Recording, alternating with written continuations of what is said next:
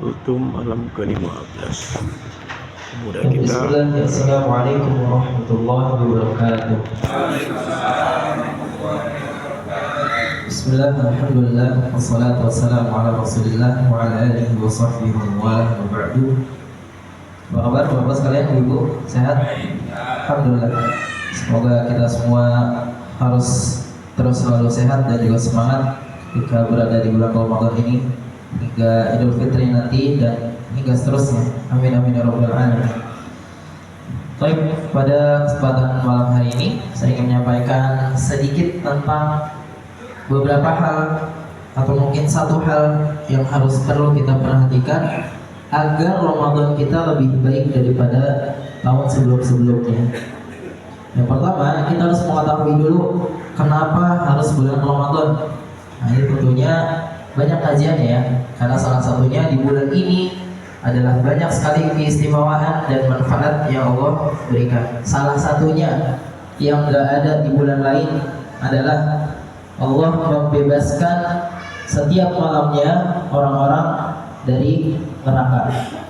Maka di bulan Ramadan ini setiap malamnya Allah itu membebaskan hamba-hambanya dari neraka yang Allah izinkan. Maka itu tidak ada keutamaannya di bulan-bulan lain. Maka bulan ini itu bulan yang sangat istimewa. Yang kedua, kenapa harus Ramadan? Karena Ramadan ini istimewa. Sebabnya adalah satu-satunya nama bulan yang ada di dalam Al-Quran adalah Ramadan. Kita nggak akan menemukan ayat yang di situ ada Rabiul Awal, Rabiul Tsani atau yang Jumadil Awal, Jumadil Akhir, Dzulqa'dah, Dzulhijjah. Enggak, tapi Ramadan Allah sebutkan secara langsung di dalam Al-Quran. Syahrul Ramadan alladzi unzila fihi Al-Quran. Maka Ramadan adalah satu-satunya nama bulan yang terdapat di dalam Al-Quran. Maka yang kedua, kita harus mengetahui hakikat puasa yang sebenarnya. Puasa itu adalah menahan. Tapi apa yang ditahan? Apakah sekedar lapar dan haus? Tentunya tidak.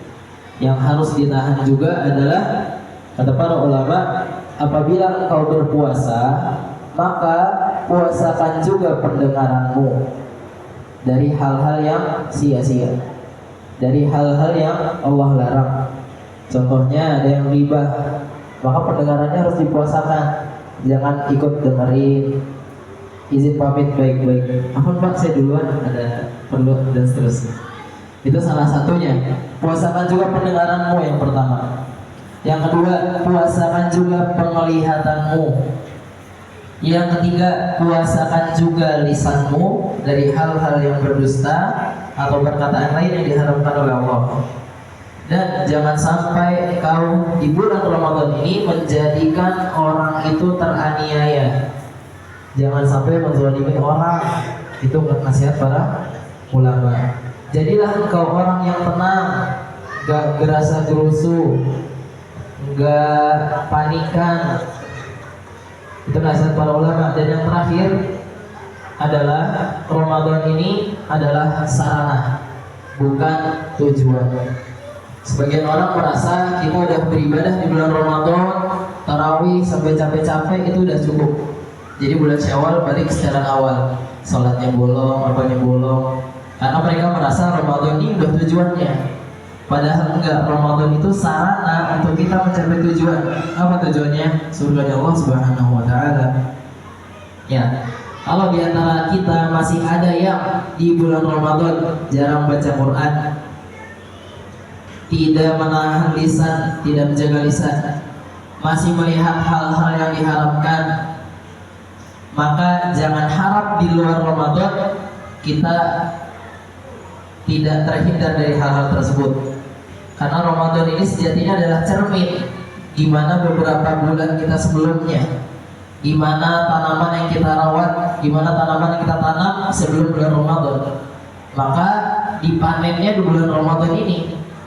Jadi kalau di bulan Ramadan ini kita masih malas baca Quran, masih gak bisa ninggalin riba, masih gak bisa ninggalin namimah, maka jangan heran kalau di luar Ramadan kelakuan kita juga masih sama, gitu ya.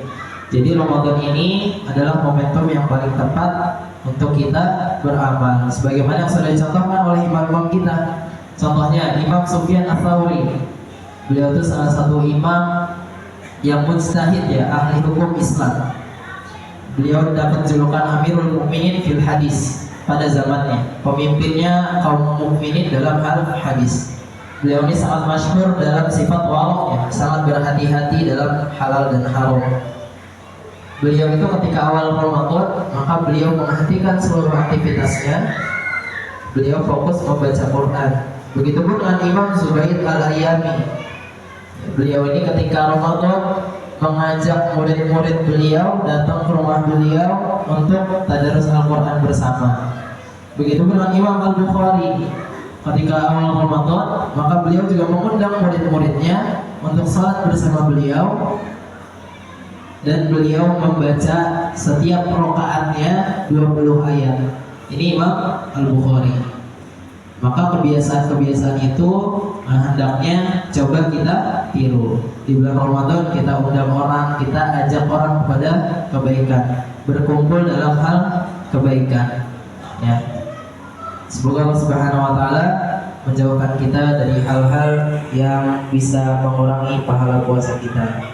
Amin amin ya rabbal alamin. Itu saja yang saya sampaikan, kurang lebihnya mohon maaf. Yang salah datang dari kebodohan dan kejahilan saya, yang benar hanya datang dari Allah Subhanahu wa taala.